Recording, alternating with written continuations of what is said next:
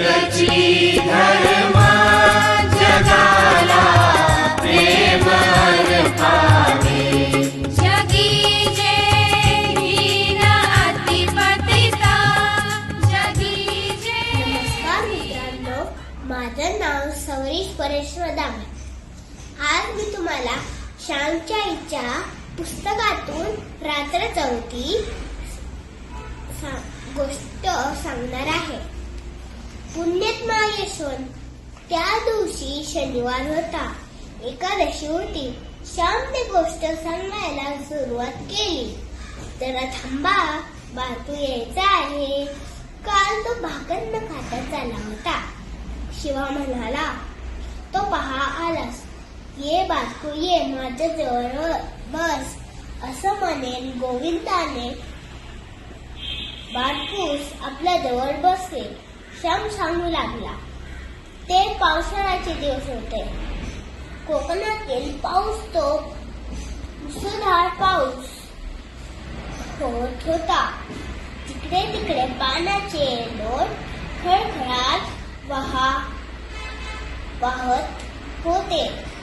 पावसातून डोक्यावर इडली घेऊन कुडकुडत आम्ही शाळेत गेलो. त्यावेळेस कोकणातील छत्र्या फार नव्हत्या. जगी फार सुंदर वसावी होती. असतात आमचा धाकटा भाऊ जरा आजारी होता, म्हणून तो आमच्या बरोबर शाळेत आला नाही. दादा व मी शाळेत गेलो. आम्ही शाळेत गेलो, परंतु घरी यशवंताचे दुखणे एकाएकी वाढले. तो 2 दिवस आजारी होता, परंतु ते दुखणे बरे झाले. दुसरे दुखणे उत्पन्न झाले. पहाटे त्याचं पोट दुखण्याचे निमित्त झाले. पोट जास्त दुखू लागलं, पोट फुगू लागलं. त्याला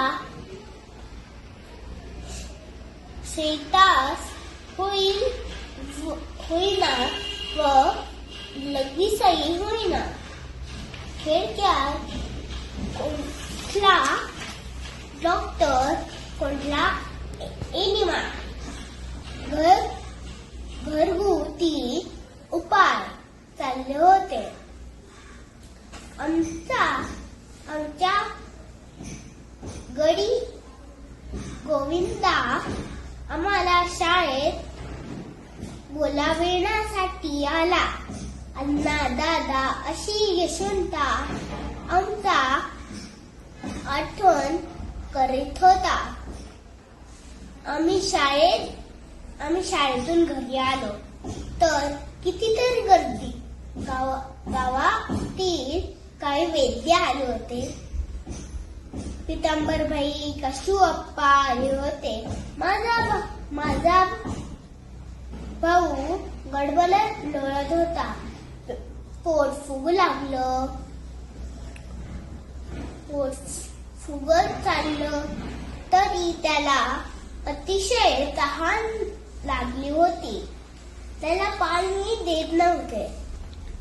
पाण्याच्या भांड्याकडे तो गडबडत लोळत सुटे. त्याला पुन्हा धरून ठेवीत.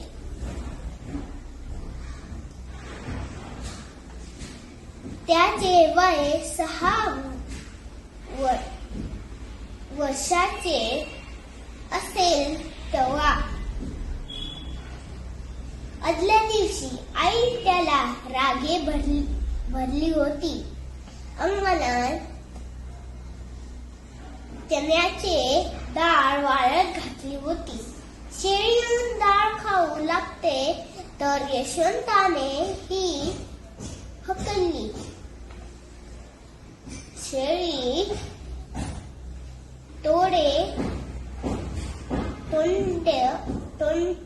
तोंड घालून डाळ उडवीत होती. ती तो सारखीच करीत होता. गोळा करून ठेवत होता. इतक्या सजीला पाहिलं व ती म्हणाली, डाळ खातोस रे का चोरा?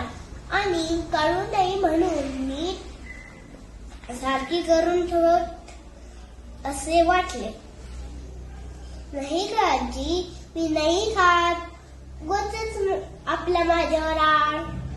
रडकुन तिला घेऊन यशवंत म्हणाला, घरात आई सांधे दुखण्याचे त्यावेळेस आजारी होती.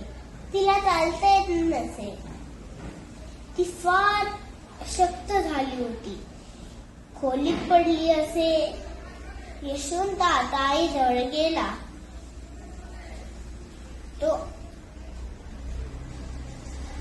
तो आई ही त्याला रागे भरली. डाळ खात होतास का रे?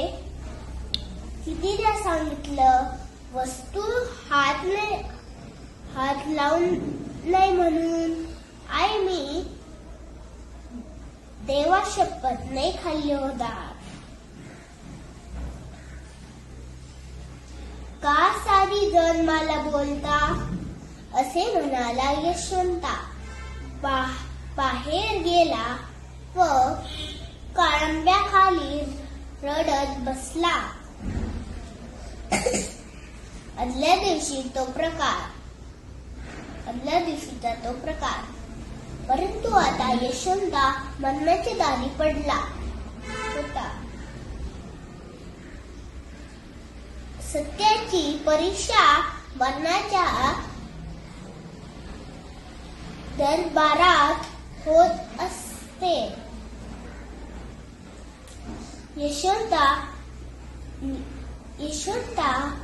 निखील मागण्यासाठी का देवाकडे निघाला? यशवंत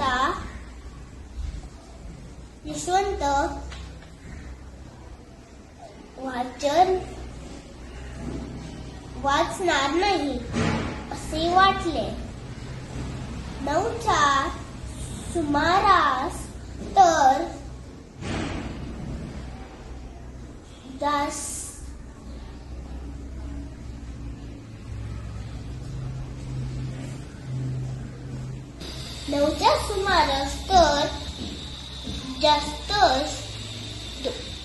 जास्त झाले दुखणे. आई मला ठेवा. तो शीन आवाजात म्हणला, माझ्याजवळ आहेस का तू? आई म्हणाली. अशक्त व आजारी आई यशवंताचे डोके मांडीवर घेतले होते. तिचे डोळ्यात पाणी आले होते. आई माझे डोके खाली ठेव. तुझी मांडी दुखे, तुझे सांधे दुखतात. यशवंत खोल आवाजात म्हणला. आईचे हृदय गहिवरले. नाही हो बाळ, दुखत सांधे, मला काही होत नाही. मुलाच्या दुखण्यापुढे आईचे दुखणे टिकत नाही हो. मुलाला बरे करण्यासाठी आईच्या अंगात नसलेली शक्ती येते. माझी मांडी नाही दुखत. तुलाच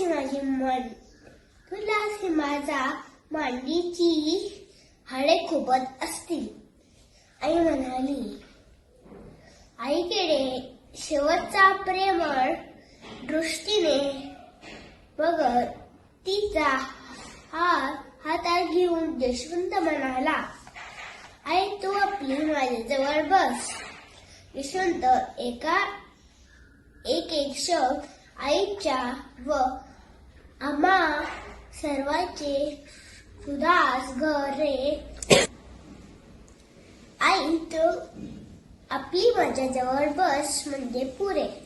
यशवंता एक शब्द आईच्या व आम्हा सर्वाचा सुदास घरे पाडीत होता. आईला आदल्या दिवशीची आठवण आली. भरून आले तिचे डोळे, भरून आला ऊर. तिने एकदम त्या बाळाचे चुंबन घेतले. त्या मुखकमलावर अश्रुसिंचन केले. तो पहा प्रेमाळ डोळे यशोदाने उघडले व आईकडे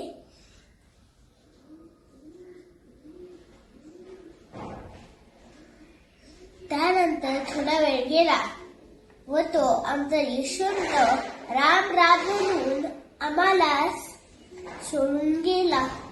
आई नेहमी म्हणायची यशवंत पुण्यात्मा होता म्हणून तो एकादशीच्या दिवशी देवाकडे गेला. लहानपणी आम्ही आकाशाकडे पाहत असू व तो तारा यशवंताचा असेल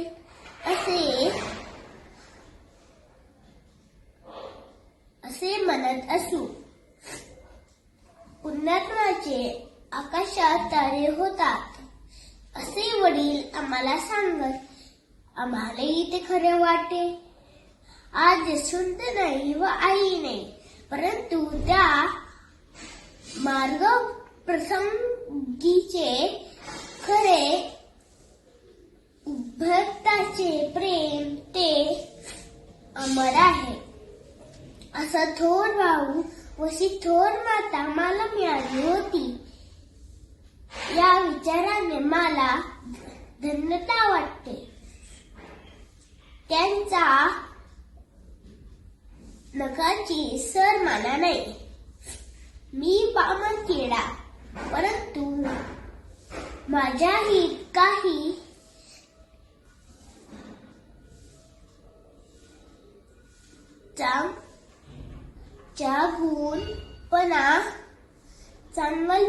चांगुलपणा काही प्रेम असेल तर त्यांचे.